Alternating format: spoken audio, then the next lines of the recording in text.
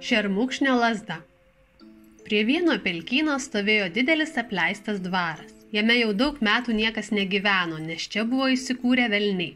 Išviję dvaro šeimininkus, jie ten keldavo vakaruškas, neleisdami niekam įkelti kojos į dvaro rūmų vidų. Dvarininkas su šeima gyveno klėtyje, nes bijojo velnių ir nežinojo, kaip jų atsikratyti. Jeigu kas netyčia pakliūdavo į rūmus, velniai jį negyvai užtampydavo. Vieną vakarą pasibeldė į dvaro vartus pakeleivis Elgeta.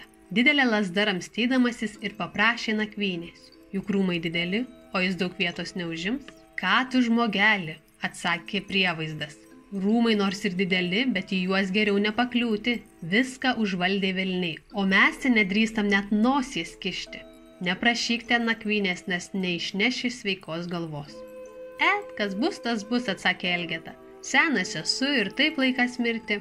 Manau, kad susidorosiu su velniūkščiais. Atrakinkit rūmus, eisiu ten nakvoti. Na, kaip žinai, patraukė pečiais prievaizdas. Perspėjau, nenori manęs klausyti, tai vėliau nekaltink.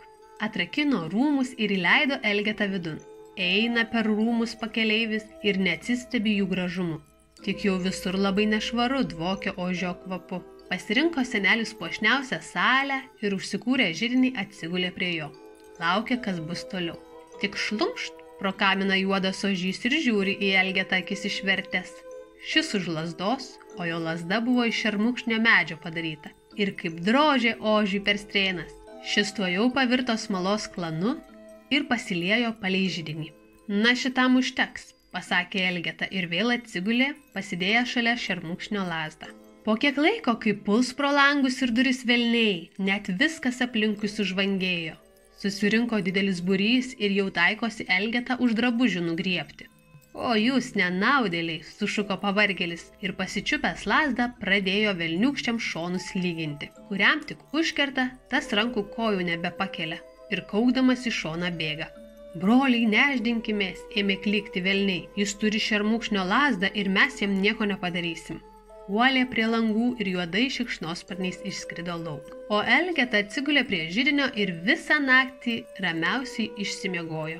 Jis žinojo, kad šermukšnio lazda galima visus velnius išvaikyti ir todėl nieko nebijojo.